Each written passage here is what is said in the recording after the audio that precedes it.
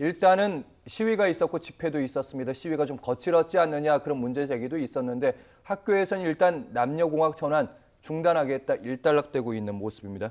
교수님 좀 이 사건 좀 마주치면서 어떤 생각들을 정리하셨는지 궁금합니다. 뭐 이제 다른 학교에서 발생된 일이라서 제가 정확히는 알 수는 없지만 일단 이 대학에서 저런 사태가 발생했다라고 하는 것에 대해서는 상당히 좀 유감스러운 일이고요.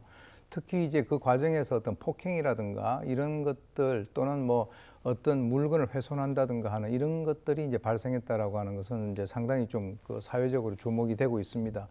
지금 이제 남녀공학이라고 하는 그 화두에 대해서는 아마 지금 대학들이 상당히 그 운영이 어렵기 때문에 그것에 대해서 뭔가 좀 탈출구로서 그렇게 생각을 한 것은 아닌가라고 이제 생각을 할 수 있지만 아마 그 과정에서 이제 학생들하고 학교 당국하고의 어떤 그 교류라든가 예. 또는 뭐 어떤 생각의 그 어떤 그 토의 이런 것들이 상당히 좀 부족한 것이 아닌가 하는 그런 생각이 들고요. 또 하나는 그 과정에서 학생들이 학교 건물에다가 라커칠을 한다든가 이렇게 해서 어떤 그 학생들에 있어서의 강의를 들을 수 있는 권리라든가 교수에 있어서의 어떤 그 강의를 할 수 있는 이런 권리를 침해한다라고 하는 이런 여러 가지 후유증들이 상당히 많은 것이다. 지금 이 들리는 얘기에 의하면 이 3차 면담까지 결렬됐다라고 하고요. 그것에 대해서 어떤 그 손해배상 청구까지 한다라고 하는 얘기도 있는데 예, 교수님 아직까지는 그 얘기만 좀 질문 드릴게요. 마지막 질문이 될 것 같은데 손해배상 청구 금액 추측입니다. 학교 측에서 밝힌 게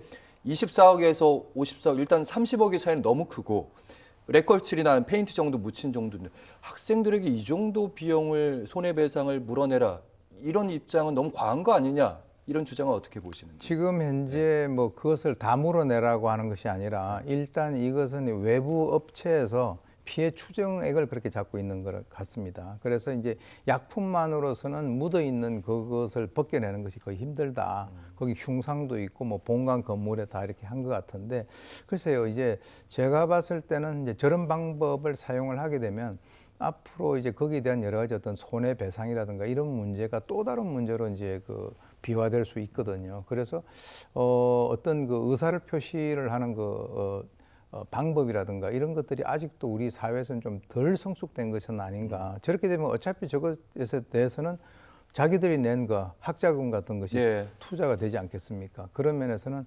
대학에서 이런 일들이 발생되고 있다라고 하는 사실은 상당히 걱정스러운 사항입니다.